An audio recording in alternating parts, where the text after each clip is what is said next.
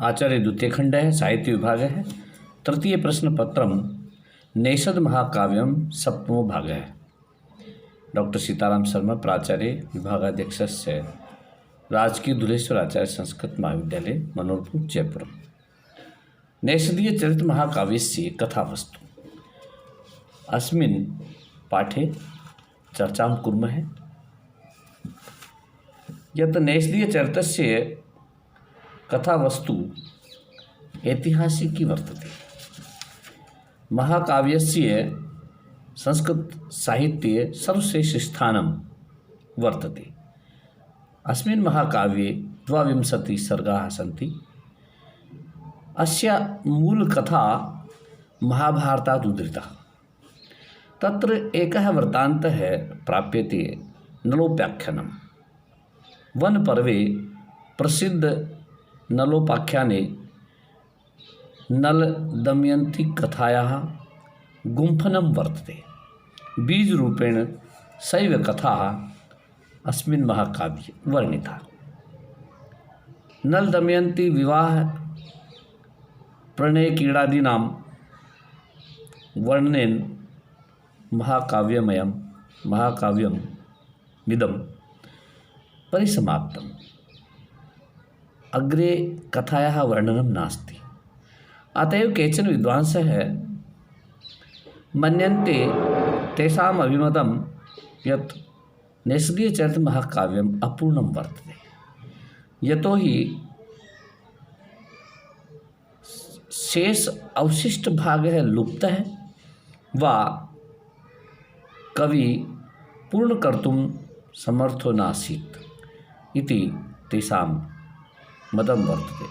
किन्तु विपरीतरूपेण अधिकांश विद्वांसः मन्यन्ते यत् महाकाव्यस्य समाप्ति 22 सर्गेषु एव अस्ति, पूर्णोऽयं। तथापि अत्र चर्चां कुर्मः। सर्गाणां कथावस्तु कीदृशी वर्तते। प्रथम सर्गे नलस्य चरितम् अलौकिकचरितं स विद्याभाष्ये निपुणः धर्माचरण प्रताप उत्कर्ष रूपेण तस्य वर्णनं प्राप्यते। नलस्य सौन्दर्यम् अनुपमेयं विश्वविख्यातं च। अनेनैव दमयन्ती अपि अत्यधिक सौन्दर्यशालिनी तथा दूतानां चारणजनानां माध्यमेन सा श्रुतवती नलस्य सौन्दर्यविषये। नलस्य स्वरूपं सम्पत्तिरूपेण कीर्तिविषये चर्चां श्रुत्वा तस्याः हृदयः नलं प्रति आकृष्टः अभवत्। अनेनैव नलः अपि दमयन्त्याः निसर्गसौन्दर्यं सद्गुणानां प्रशंसां श्रुतवान्। स अपि आकृष्टो। अनेनैव कामदेवेन नलस्य धैर्यं नष्टं। धैर्यः नष्टः कृतः। तथापि एकस्मिन् दिने कामार्तः नलः शान्ति प्राप्तुम् उपवने गतवान्।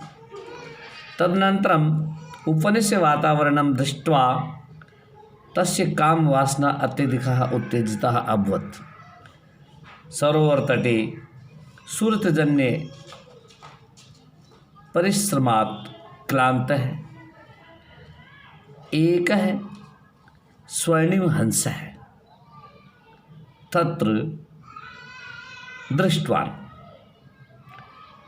कपटरूपेण स तं गृहीतवान्।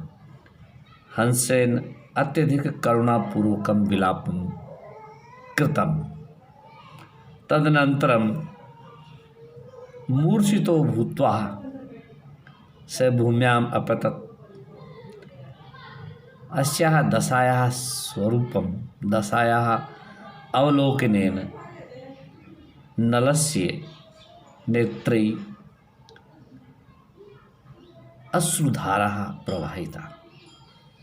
तदनन्तरं हंसोपरि अश्रुधारा अपतत तदा हंसेन चेतना प्राप्ता। तदनंतरम हंस है त्यक्त है नृपेण। यथा श्लोक माध्यमेन कथितं कविना। भूपै कोऽपि नलो अनलद्युतिरभूतत्रानरागं दधौ वैदर्भी दमयन्तिका गुणरुचि सोऽप्यास तस्यां स्पृहि जातु स्वान्तविनोदनाय विरहि लीलाटवीं पर्यटन् हेमं हंसमसौ निगृह्य तरसा दूनं दयालुर्जहो। द्वितीय सर्गस्य कथावस्तु इत्थं वर्तते। सर्गस्य प्रारम्भे हर्षोल्लासः भवति। हंसः राज्ञं समीपे गत्वा कृतज्ञतां प्रकटवान्। तदैव नलं दमयन्ती सौन्दर्यादिगुणानाम् अन्वाख्यानं कृतं तेन। नलः हंसमाध्यमेन कुण्डिनपुरं दमयन्तीं प्रति स्वसूचनां प्रेषयितुम् अनुरोधं कृतम्। अतएव अनुरोधः कृतः। राज्ञा नलस्य आग्रहः स्वीकृत्य हंसः तत्र गन्तुम् उद्यतवान्। दमयन्ती समीपं कुण्डनपुरनगरे यत्र दमयन्ती आसीत् स गतवान्, प्रस्थानं कृतवान्। तदनन्तरम् उपवने दमयन्तीं दृष्ट्वा सखीभिः सह विहार कुर्वन् सा तत्र आसीत्। अनेनैव द्वितीयसर्गस्य कथावस्तु अस्ति। इत्थं तृतीयसर्गस्य कथावस्तु इत्थं वर्तते यत् हंसः कुण्डिनापुरं प्राप्त्वा दमयन्तीं सह गत्वा स्थिरः भवति। तदनन्तरं सा हंसं ग्रहीतुम् इच्छति। अस्य प्रयासेन हंसस्य अनुगमनं करोति सा। तथा एकान्तं प्राप्त्वा अग्रे अग्रे हंसः गच्छति, अनुकरणं दमयन्ती करोति। हंस इच्छति यत् एकान्ते एव सूचना सन्देशः मया प्रेषितव्यः। अनेन प्रकारेण स कथयति एकान्तस्थाने एकान्तं प्राप्त्वा यत् भो दमयन्ती निषददेशस्य नृपः नलः अलौकिकसौन्दर्ययुक्तः गुणयुक्तः अनुपमेय सौन्दर्यं तस्य वर्तते। तदनन्तरं नलस्य गुणसौन्दर्यवर्णनं श्रुत्वा दमयन्ती नलं प्रति आसक्तवती।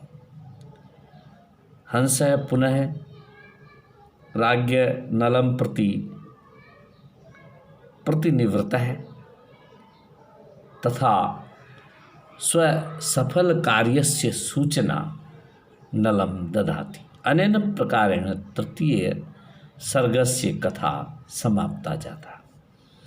अनेनैव चतुर्थ सर्गे दमयन्ती राज्ञा नलं प्रति अनुरक्ता मिलितुम् इच्छितवती। अत्यधिक आतुराः विकलाः सा अभवत्। अनेनैव विचित्र अवस्थां प्राप्त्वा तस्या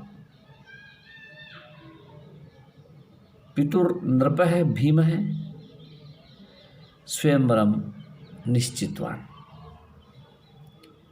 अनेनैव पंचम सर्गे देवलोकात् देवर्षि नारदः देवराज समीपम् आगत्य दमयन्त्या विलक्ष्य सौन्दर्यस्य वर्णनं कृतवान्। एतादृशं वर्णनं श्रुत्वा इंद्र अग्नि यम वरुणादि देवतानाम् उत्कण्ठाः अभवत्। भूतलं प्रति प्रस्थानं कृतवन्तः एते देवाः सर्वे। ते दमयन्ती समीपं सखीनां तस्य पिता समीपे अलौकिक उपहारान् च प्रेषितवन्तः। मार्गे नृपं नलं दृष्टवन्तः। तस्य नलस्य अनुपम सौन्दर्यं ज्ञात्वा ईर्षितवन्तः। असूयमानः सर्वे देवाः इच्छां कथितवन्तः। स्वपरिचयं दत्त्वा देवगणाः कथयन्ति याचना कुर्वन्ति यत् भो नलः भवान् गच्छतु भवान् गच्छतु विदर्भदेशे दमयन्तीं प्रति भीमं प्रति अस्माकं प्रतिनिधिरूपेण गत्वा कश्चित् कारणेन अस्मासु कश्चिदेकस्य वर्णं सा यदि करोति तर्हि शोभनं भवेत्। अतः एतादृशी इच्छा तस्या मनसि जागृतं करोतु भवान् इति कथितवन्तः सर्वे देवाः नलं प्रति। अनेन प्रकारेण नलः स्पष्टरूपेण दमयन्तीं प्रति आसक्तः। तदनन्तरं देवराजस्य वचनं पूर्णकर्तुं बाध्यः वर्तते। तदनन्तरं नलः इन्द्रस्य चर्चां संदेशं प्राप्तवान्। तस्य प्रभावात् अदृश्य शक्ति प्राप्त्वा भीम नृपस्य देशे दमयन्त्या देशे स नलः गतवान्। अनेन प्रकारेण पंचसर्गस्य समाप्ति भवति। तथैव षष्ठसर्गे नृपः नलः अदृश्यरूपेण दमयन्त्याः राजप्रसादे गतवान्। तत्र दृष्टं तेन देवानां सन्देशवाहिका दमयन्त्यां कश्चित् देवतायाः वर्णाय सूचितवती विशेष आग्रहं कृतवन्ती ते। अनेन प्रकारेण दमयन्ती तान् वारयति। किन्तु नलस्य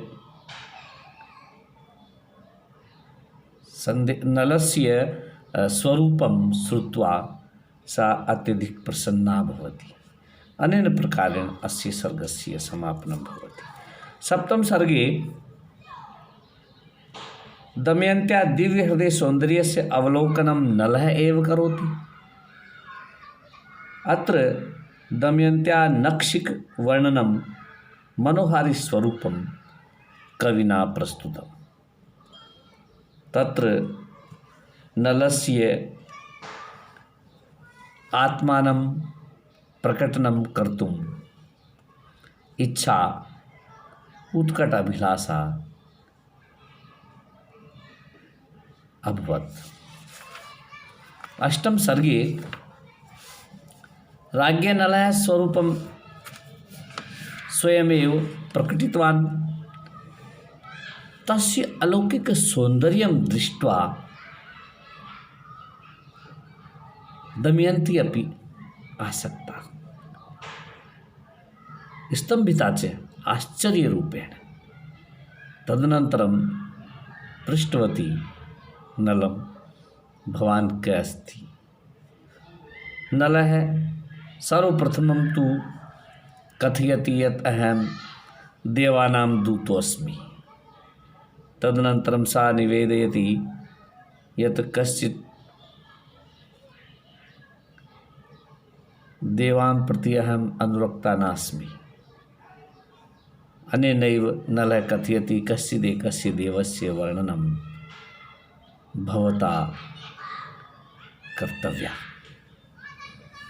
नवम सर्गे नल दमयन्त्योः परस्परं वार्तालापम् अभवत्।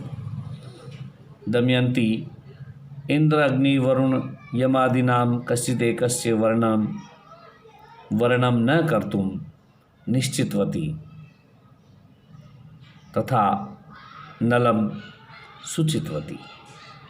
स्पष्टं कथनेन केवलं नलस्य वर्णनमेव करिष्यति इति स्व अभिप्रायः प्रकटितवती। द्वितीय दिवसे स्वयंवरे नलस्य उपस्थितिः स्यात् इति कथनं नलं प्रति प्रार्थितवती। स्वयंवरे उपस्थिति अवश्यमेव भविष्यति, अहम् आगच्छामि इति वचनं दत्त्वा स्वीकृतिं दत्तवान् नलः। एकादश, दशम, एकादश, द्वादश सर्गेषु नृपस्य भीमस्य दमयन्त्या स्वयंवर कार्यक्रमस्य वर्णनम् अस्ति। स्वयंवरः प्रारम्भः अभवत्। इंद्र अग्नि यम वरुणादिदेवानां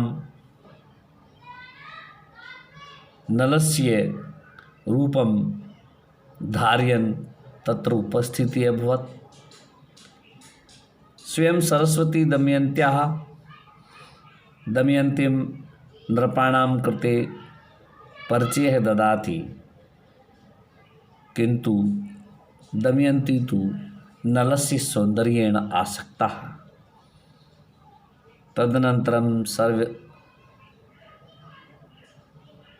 सा दमयन्ती सर्वेषां देवानाम् उपेक्षा कृतवती, अग्रे चलति। किन्तु पंचनलेषु कः वास्तविकरूपेण नृपः नलः इति चिन्तयति।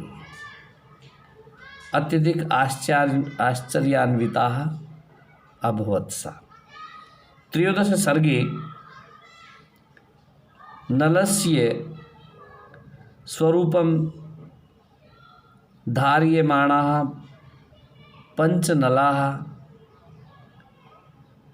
तान् दृष्ट्वा श्लेष माध्यमेन सरस्वती द्वारा वर्णनं कृतं। दमयन्ती देवतानां नलस्य च अंतरं भेदं ज्ञातुं समर्था नास्ति। अतएव अत्यधिक क्षुब्धा चिंतिता सा अभवत्। चतुर्दश सर्गे दमयन्ती मानसिक पूजनम अर्चनम देवान् प्रति कृतवती। अनेन प्रकारेण सर्वे देवाः प्रसन्ना अभवन्। तदनन्तरं सरस्वत्याः श्लेषः ज्ञातुं समर्था सा तया शक्ति प्राप्ता सरस्वती तान दमयन्तीम आशीर्वादम ददातु। आशीर्वादं दत्वा प्रसन्ना अभवत्। अनेनैव दमयन्ती नलस्य ज्ञानं कृत्वा पुष्पमालाम् अर्पितवती, वर्णं कृतवती च। सर्वे देवाः सरस्वती च आशीर्वादं प्रदत्तवन्तः। पंचदश सर्गे स्वयंवरे दमयन्त्याः नलस्य वर्णं जातं। तदनन्तरं नृपः भीमः विवाहस्य उत्सवस्य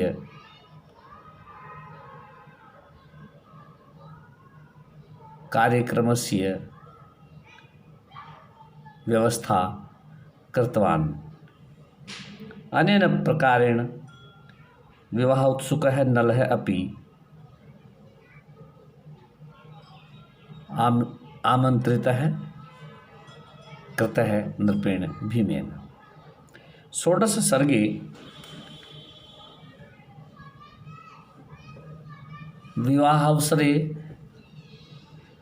वरयात्रायाः स्वागतसत्कारं परिणयसंस्कारसम्पन्नेन नलः तत्र 6 दिवसपर्यन्तं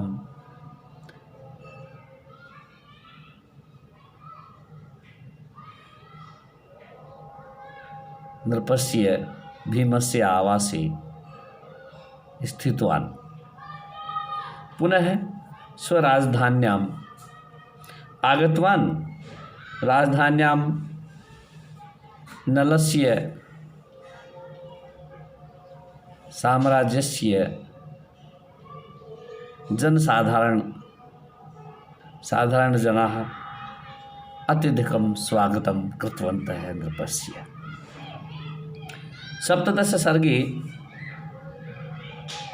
स्वर्गप्रस्थानसमये देवानां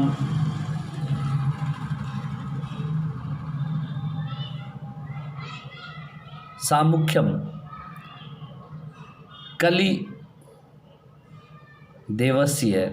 कलियुगस्य अभवत्। कलिदेवः कलिकालः कथयति यत् दमयन्त्या स्वयंवरे अहं गतवान्। तदनन्तरं देवैः सूचितं तेन यत् स्वयंवरं तु सम्पन्नम् अभवत्, सम्पन्नं जातः। अनेनैव क्रुद्धः भूत्वा कलि राज्ञः नृपं राजच्युतं दमयन्त्या वियोगं भविष्यति इति शापं दत्तवान्। अष्टादश सर्गात् 22 सर्गे कवि नल दमयन्ती नलयो प्रथममिलनं तयोर कामक्रीडादीनां परस्परं प्रेमालापस्य सांगोपांगवर्णनं महाकाव्ये प्रस्तुतम्। अनेन प्रकारेण अत्र तयोर्द्वयोः प्रतिदिनस्य दिनचर्याया देवस्तुति, चंद्रोदयस्य, सूर्योदयस्य संपूर्ण प्रकृत्याः स्वाभाविकवर्णनं कविना प्रस्तुतम् एतेषु सर्गेषु। अनेन प्रकारेण तयोर्विलासस्य स्वाभाविकं सजीवचित्रं वर्णितं कविना। नेषधीयचरितस्य कथावस्तुनः मूलस्रोतः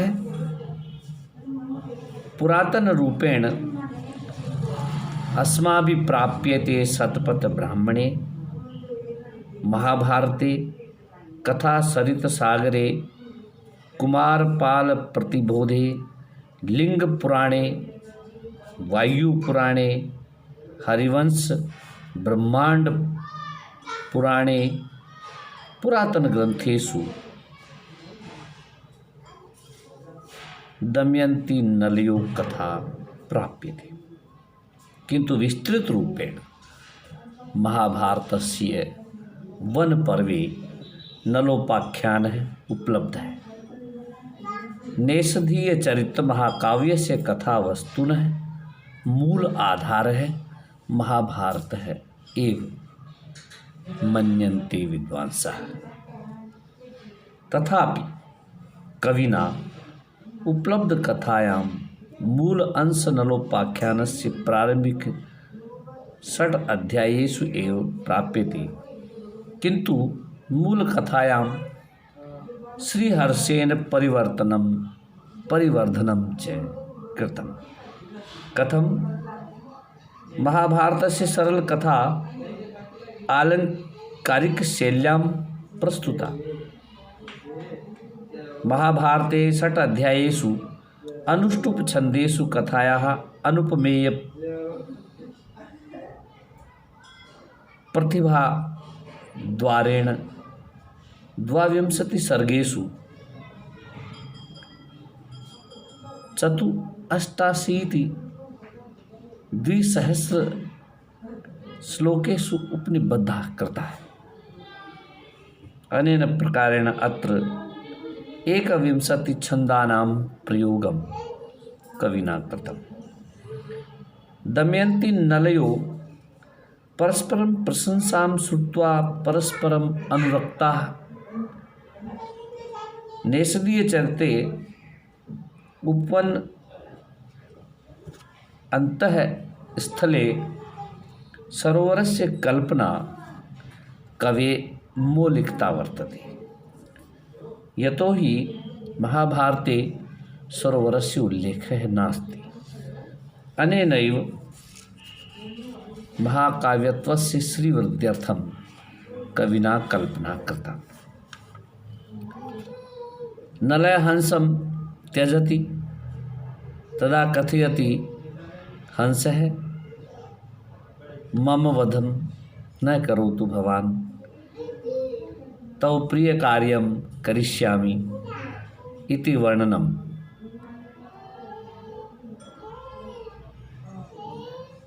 अनेन प्रकारेण नलस्य कार्यमिदं यत् हंसस्य करुणविलापं श्रुत्वा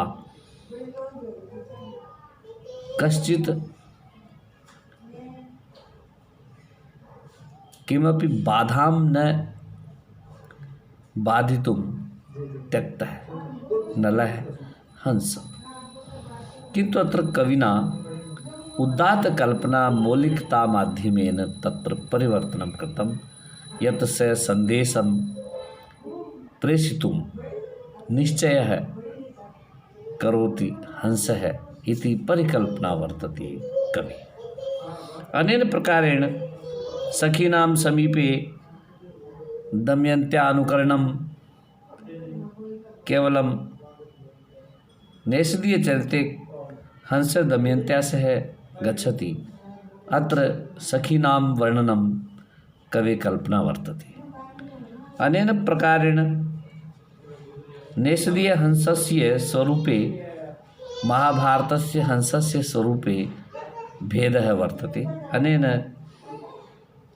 परिवर्तनं मूलकथायां कविना कृतं। सौन्दर्ये वर्णनेन महाकाव्यस्य स्वरूपं कविना वैशिष्ट्यरूपेण प्रस्तुतम् इति